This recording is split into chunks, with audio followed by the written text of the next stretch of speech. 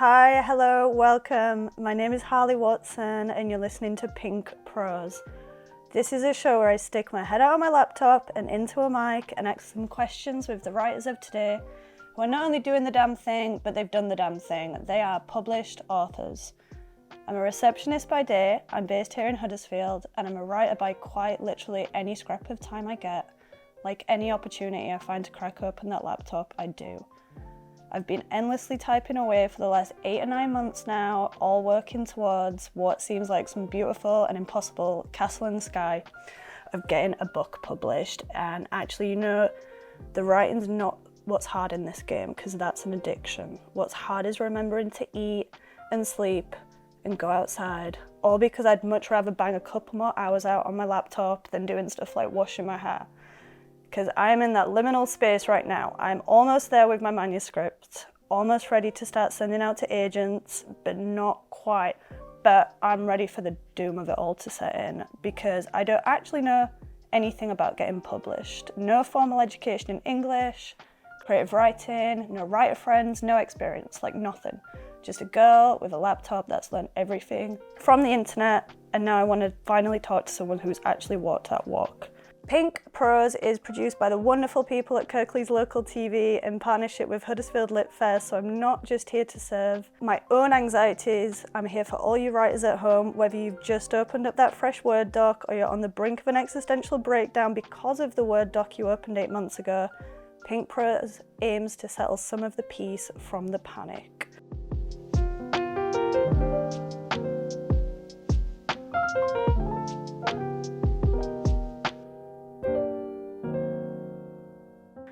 So, before we bring on our guest for some wiser words, here's some of mine. Go enjoy your existential breakdowns, because I know full well you're having them. Enjoy every minute of the insanity, because there's so much madness in this magic, and it'll all eventually become its own nostalgia.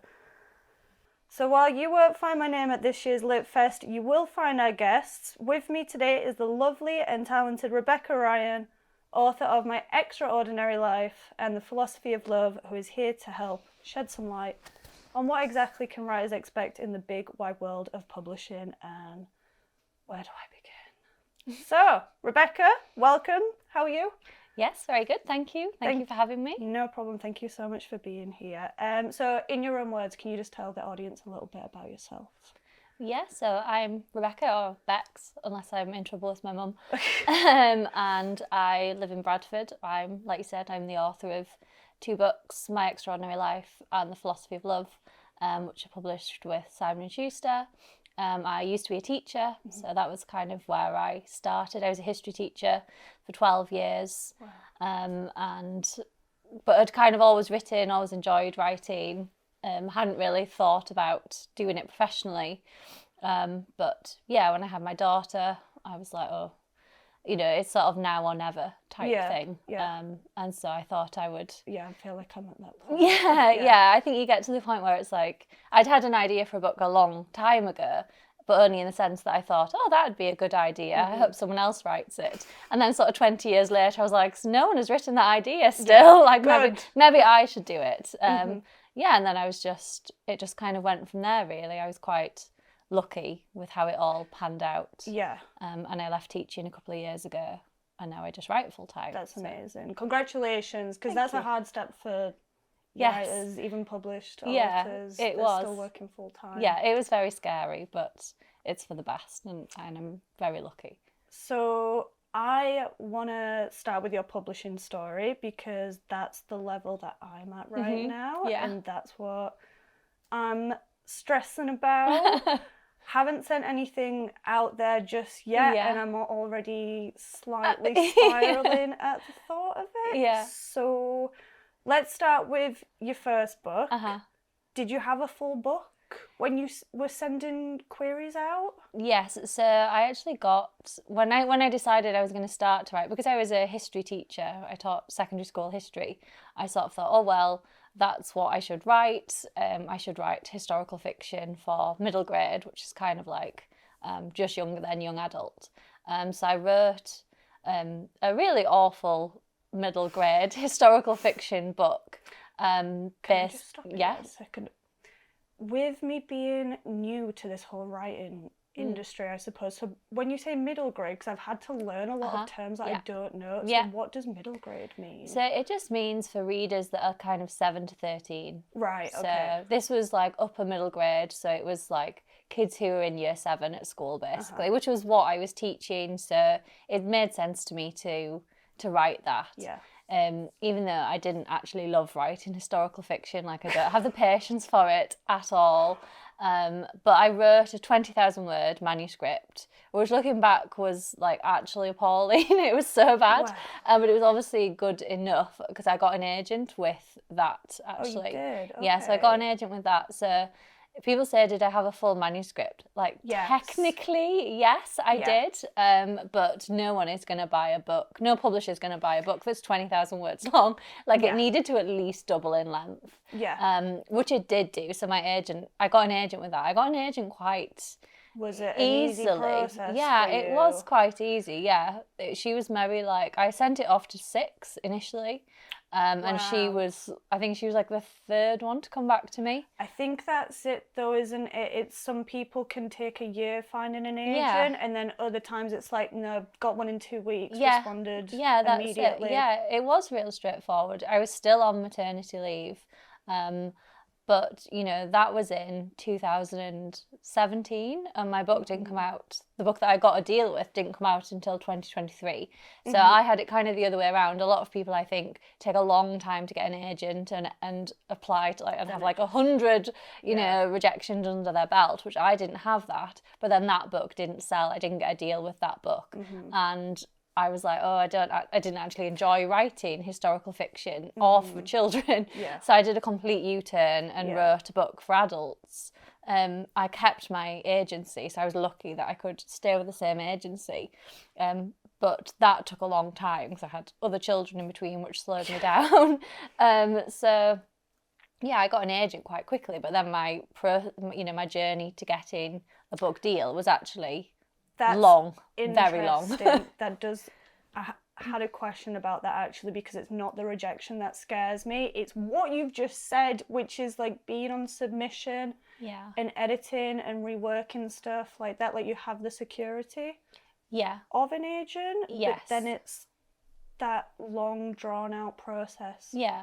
Everything, afterwards. I mean, and it's so different because, like I said, I was a teacher before, and teaching is really fast-paced. You know, your day is regimented, it's broken down into 5 hours. You know, if we advertise for a position as a teacher, you put out the advert and then you get someone the next week. You know, it's really, really fast-paced, and publishing is not like that. It is incredibly slow. Like, I got my deal in 2021 and my book didn't come out for 2 years. And I was like, yay, I'm going to be an author. And everyone was like, when's your book coming out? And I was like, oh, in 2 years. Writing takes a long time. Everyone was like, what?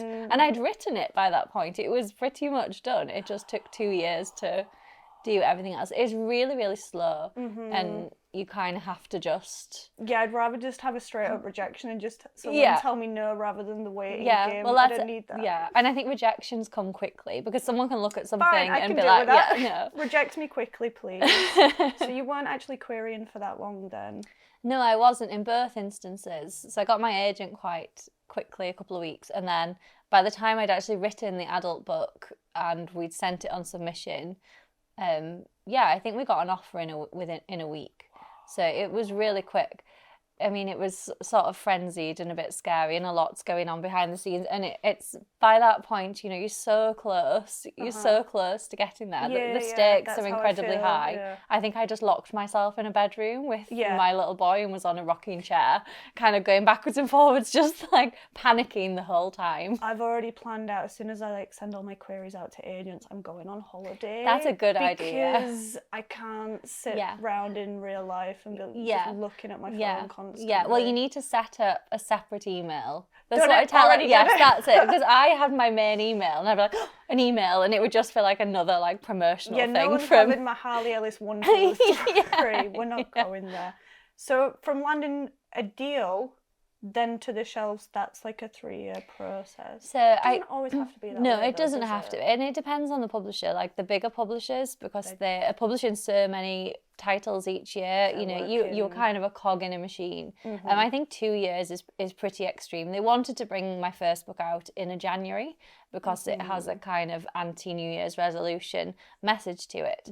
And it was going to be too soon. It was going to be too quick to bring it out in 2022. So that's why it was pushed for 2023.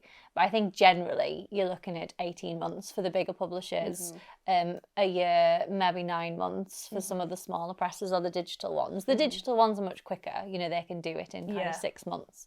But bookshops and supermarkets buy their titles that they're going to stock 6 months in advance. So, you know, it's a kind of knock-on effect, and it slows everything down. You just need to, whatever your expectations are, you need to add 6 months onto it. No, I've already learned that now at this point. So I'm like, will I be sending these emails out at the end of this month? Like, it's just time's just a relative thing. You're like really, really close, and then you just turn another corner, and it's like, oh, that's just another month added. So what were the hardest experiences for you in all of this? Just that waiting game? The waiting was tricky. I think the hardest thing was writing book 2, to be honest. Well, it's that second book trauma or whatever. Yes, it was traumatic. And like I said, the adult book that I wrote, I'd had the idea for it decades ago. So by the time I actually wrote it, it was quite cathartic. Starting from that blank. Yeah, exactly. But then book 2 was like, write another book. And I was like, what? I've just written one, leave me alone. And I felt like I didn't know how to write one. I'd never written, you know, before the middle grade, I'd never done any creative writing. I didn't feel like I knew what I was doing at all. So I rewrote book 2 like 80 times. So I always say I think that's the book that kind of taught me how to write. So I'm proud of it now. But at the time, I was just like, what am I doing? And I'd go on and look at teaching jobs online and be like, maybe I should just go back to that. No, that's the magic of writing, though, because you don't know where it's going to take you. And it's just like it kind of writes itself, eventually. Yes, it does, Did you always want to go for a top 5? No. Or were you just like, just give me anything? Yes, I used to joke to my agent and be like, oh, you know, I don't even care if they pay me. And she'd be like, haha, we definitely, she'd be like, haha, no, we need them to pay you. Like, stop it, And then I had a couple of publishers who wanted it, and I met 3 different editors, and I'd be kind of smiling away on the Zoom because it was locked down and we couldn't actually meet, and my agent would be texting me, stop smiling, they're going to give us less money. I think one of my offers for definite was for a digital press. I would have probably taken anything, but because there were different offers, it kind of helped generate interest. And I do think you get stability being with a bigger publisher. You do, So that's the ideal. But at the time, I didn't know enough about it to even know that, you know, that this was a thing that people kind of strove for.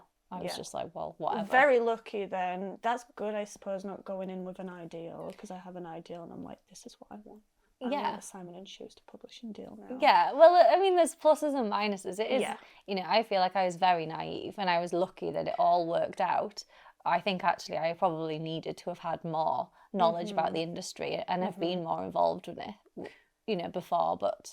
Were you open with them about your naivety? Because I have some drafts of my manuscript emails, and I've kind of put that in, like, I don't know what I'm doing apart from what I've written. That's all I know. I was honest about I'd rather be honest about it. I think you are better to be, because you're gonna look foolish. Exactly. And we don't need that. And I think in some ways they prefer that from a debut author, because they can kind of, you know, encourage you along a certain way. They can kind of mould you and give you advice. And I work really closely with my publicist, and, you know, I feel like she appreciates that I'm open to whatever she suggests. I've not come in with my own agenda or my own ideas. Because I don't have any, mostly. I'm just willing to do whatever they tell me to do. And I just say yes to everything because it's all new to me. And, well, slightly less new now, but it has been all new to me. And so I've really enjoyed, I think they've enjoyed and I've enjoyed, like, learning together a little bit. Right, well, I'll take that on board. I wasn't... You've said the one thing that scared sorry. which I didn't think, which was that whole, like, you landed an agent early, but then you had to do that long wait, which kind of terrifies me. But at the same time, if I land an agent, I'll probably be so happy that I won't. Yeah, that's it. And I think by the time public writing's hard because you very rarely have someone else saying to you like, you are good, keep going. Yeah. And I think if I hadn't had my agent, I would have quit probably. Like at the point I had 3 kids at one point, and I don't know how you do that. I struggle with time because I'm working full time, which a lot of writers do. But then I was reading some interviews with you, like, I've got 3 kids, and I'm like, how? Now I have no idea, to be honest. How? I mean, I could never imagine doing that. Yeah, I mean, it was lockdown, and we were all there was nothing else to do, basically. But yeah, I think it is hard, but you know, you just make time. If you want to do it, you just do it. Like, you sacrifice other things. Like, we just ate takeaways for like a year straight. No, I can't remember the last time I went out. Yeah, exactly. That's it. But I'm willing to sacrifice. But when you have an agent, you have someone else saying, like, this is good, keep going. And that is so important in writing, to meet other people that are going to give you that encouragement. Because, I would have quit. I had too much else on, really. It was not practical to be making a career move at that time, in reality. Because I had an agent, she was like, keep going. I think there's an idea in this. I think it's good. And so that kind of nudged me on. And she was a professional as well, you know. So I think getting an agent, lots of people see getting an agent as the most important step, and I would 100% agree, because you've got someone in the industry who says, yes, like, you can do it. We believe that you can do it. Yeah. And they have faith when you don't. Just when you're about to get, like, knocked down by your own mind, they pull you right back in, because you exist in that vacuum for so long. It's just you. You're in publishing land. Once you've got an agent, you're in publishing land. Yeah. Big confidence. Yes, exactly. Yeah. Right. Well, we'll see what happens, because I'm so close now. I've booked a week off work. Exciting. I'm hoping in that week we're going to finish the manuscript and get it out. I mean, there's still got a long way to go, but there's always more. I need some feedback. I did give it to my harshest critic of a friend, and she was like, please don't do this to me, because you know I will give you an honest answer. And then I was like, that's exactly why. But then she turned to me and was like, my mum said my mum read my manuscript for my extraordinary life and said it was quite good. I think mum's probably the hardest critic. So I just want to get your opinion on some of cultural issues surrounding writers today, specifically in the North, because your books have a Northern voice to them, which is similar to myself. So how does the Northern voice find its place at a publishing house like Simon & Schuster? Do they know what they're doing with it? Do they edit it out? Dilute it or anything? No, I think I've been, again, really lucky that, you know, my editor she does kind of champion voices from people in different parts of the UK. So she's even though she is from London, she lives in London now, she's not massively London centric with the projects that she takes. And my agent knew that when she pitched it to her. She knew she was looking for, for stories from not just London, basically. So it's kind of luck, but also kind of my agent doing her job, that I've ended up with an editor who was willing to take on authors who don't live in London. So I felt like she's been a real champion of it, actually. And Simon & Schuster, as a publishers, do a lot outside London. Well, they're massive. Yeah, they global. Are. Yeah, and they sponsor Bradford Lit Fest, so they do a lot outside of London. There's been like a few instances where, my second book is set in Easington Colliery in the northeast, and there's a bit of, my character goes on the bus. I also have a bit of that. A bit of south and north. Yeah. Well, I think the north has kind of a unique humour. And I think that can be hard to. For people from London sometimes to understand. Yes. And she was a bit like, I'd be really interested to see how the buses work in Easington Colliery. And I'm like, they're just a bus. They work the same as they work everywhere else. There's been a few things, but she can laugh at herself. Okay. And we'll laugh at it together. I mean, and I've been lucky again that I've had the same editor for all of my books, for any that might be coming, I've got the same editor. So we work closely together now, and we have a good relationship, and we can kind of laugh basically if she suggests something that's very, very London. But I think publishing in general it remains incredibly London centric. Yeah. I think slowly it's starting to change. There are some there are more northern authors now than there used to be. I think it's still harder because there isn't that ready-made network of people doing the same thing as you. But equally, I think on the flip side of that, as a London author, I'm not saying you're 10 a penny, but there's a lot more of them. It's a bigger competition. It's a bigger competition. Whereas I feel like in the north, people, like, I've had so many like bookshops and lit fests and events because people really get behind local authors. Yeah, and that's really, really nice. Yeah. I go to my old school, where I went when I was younger in Hartlepool, and do sessions there, and it's those kids want to read stories set in somewhere that they recognise. So I think slowly publishing is changing, and as more books come out that are set in the north and do well, it's only going to encourage them to do that more and more. So hopefully we're on the right trajectory, even if they're not there yet. Yeah, absolutely, completely. Well, I think that's all we have time for, but thank you so much for being here. Before we go, I just want to ask you, even for published authors with 2 books under belts, it's still a hard process. So what's the one thing that you would say to yourself for book number 3? Yeah, well... Are you writing book number 3? I've written book number 3. Ooh, yeah. Okay. Yeah. It's all kind of in the process. Is it being edited and everything? It's being edited now, Okay. hopefully, yeah. Knocking them out. Yeah. My goodness. It does feel like I'm knocking them out, yeah. I think the best piece of advice I give to myself or any author is that you have to remember that it's a lot of luck. It's so easy to take judgments and rejections personally, and to see them as a kind of reflection on you as a person or you as a writer, when often it isn't. Often there's so many factors that are beyond our control, what the market's doing, what people are reading. There's so many things that influence that. You have to remember that there's a lot of luck, because even if you're successful, you have to remember that it's been luck, because otherwise you just have an enormous ego and be completely unbearable. You have to remember it's luck, and all that you can do is concentrate on the words that are on the page. On your, the only thing in your control is what you write.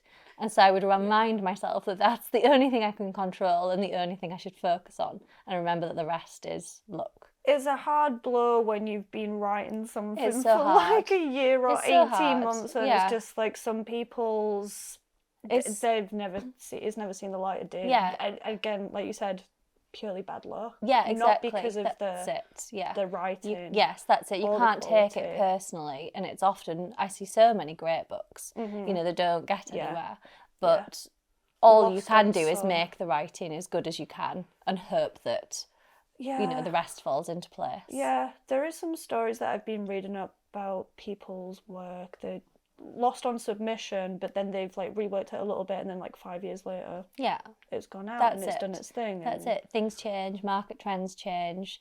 You have to write the right thing at the right time, and that is luck more than anything. It's all luck, baby. Okay, It's not great advice, but unfortunately it's very realistic, Yes, isn't it it? is, You just have to be like, just keep going. Keep going. Keep being tenacious. Yeah. And where can readers keep up with you as well before we go? Yep, I'm on Instagram. I'm Bex Ryan Author on there. And I'm on Twitter, but Not on Twitter, on X, whatever it's called now. But We I don't mean, use it's like a that name. tumbleweed of my profile. I'm the same. Of a profile. I'm the same. There's I think nothing on my there. last Instagram post was from 2022. And I'm like, we need to cut that out because if you want your book to survive a little bit. There's a really good community of book people on Instagram. Yeah. It's very friendly on there. So yeah, I use Instagram a lot. Good for connections. X, very much less so.